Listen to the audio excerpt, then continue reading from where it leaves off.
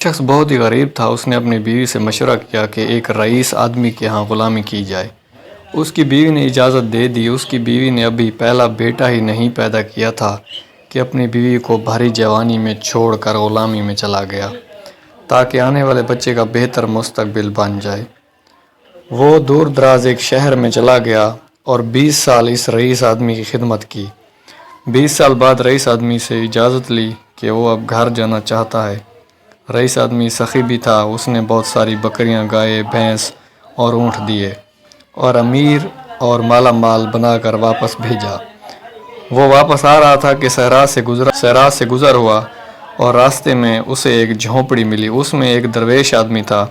اس کے پاس رات گزاری۔ غریب شخص نے رات کو درویش آدمی سے گزارش کی کہ وہ اسے نصیحت کرے۔ درویش نے کہا کہ میں نصیحت تو کروں گا لیکن میں نصیحت کرنے کی قیمت وصول کرتا ہوں۔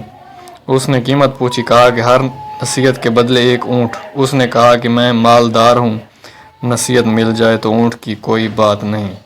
اس نے قیمت ادا کی۔ بزرگ نے نصیحت کی، جب بھی آسمان پر تارے ایک لائن میں دیکھو تو فوراً کسی پہاڑ پر چلے جانا، سیلاب آئے گا۔ اس شخص نے کہا کہ یہ نصیحت کسی کام کی نہیں، مجھے کوئی اور نصیحت کی جائے۔ درویش نے کہا کہ نئی قیمت ادا کرو۔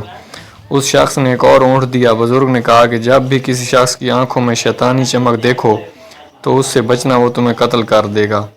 اس شخص نے کہا کہ یہ نصیحت کسی کام کی نہیں، مجھے کوئی اور نصیحت کی جائے۔ درویش نے کہا کہ نئی قیمت ادا کرو۔ اس شخص نے ایک اور اونٹ دیا۔ بزرگ نے پھر نصیحت کی کہ رات کو پچھتا کر سو جانا لیکن کبھی بھی کسی انسان کو قتل نہ کرنا۔ اس شخص نے سوچا کہ 3 اونٹ ضائع ہو گئے اور چپ کر کے سو گیا۔ صبح وہ چل دیا۔ سفر لمبا ہونے اور کئی دن کا سفر ہونے کی وجہ سے وہ 3 نصیحتیں بھول گیا کہ وہ ایک رات ایک گاؤں میں پہنچتا ہے۔ رات کو جب وہ سونے لگتا ہے تو آسمانوں پر دیکھتا ہے کہ تمام ستارے ایک لائن میں آ گئے۔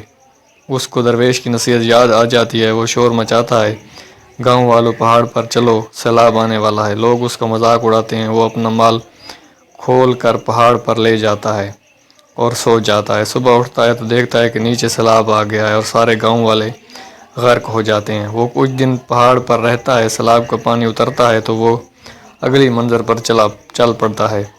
ایک اور گاؤں میں پڑاؤ ڈالتا ہے۔ ایک شخص کے گھر قیام کرتا ہے جو کہ باتیں کرنے کا وہ بہت ہی اچھا معلوم ہوتا تھا لیکن اس کی آنکھوں میں وہی شیطانی چمک دیکھ کر چونک جاتا ہے۔ بزرگ کی نصیحت اسے یاد آتی ہے۔ رات کو اسی مکاش میں اسے نیند نہیں آتی۔ وہ اٹھا اور بستر کو اس انداز سے پھیلا دیا کہ معلوم ہوتا تھا کہ کوئی سویا ہوا ہے۔ وہ آدمی آیا۔ اس کے ہاتھ میں خنجر دیکھ کر وہ پریشان ہوا۔ وہ آیا اور بستر پر خنجر مارنا شروع کر دیا۔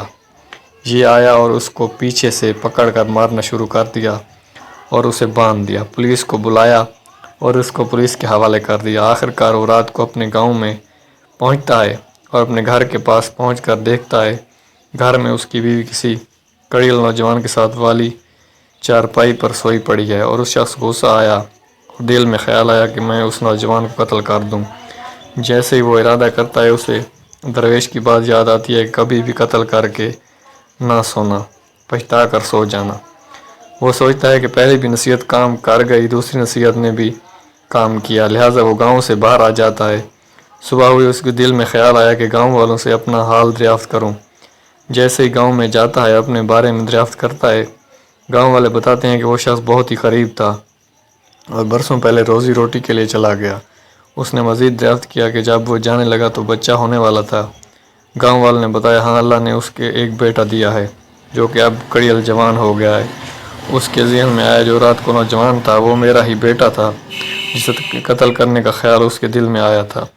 وہ گھر گیا اور بیوی اور بیٹے سے ملا تو دوستو سچ ہی کہتے ہیں، اگر کوئی بھی بڑا آپ کو نصیحت کرے تو اس کو پلے سے باندھ لینا چاہیے۔ آج کل بزرگ نصیحت کرے تو اولاد آگے سے ڈانٹ دیتی ہے۔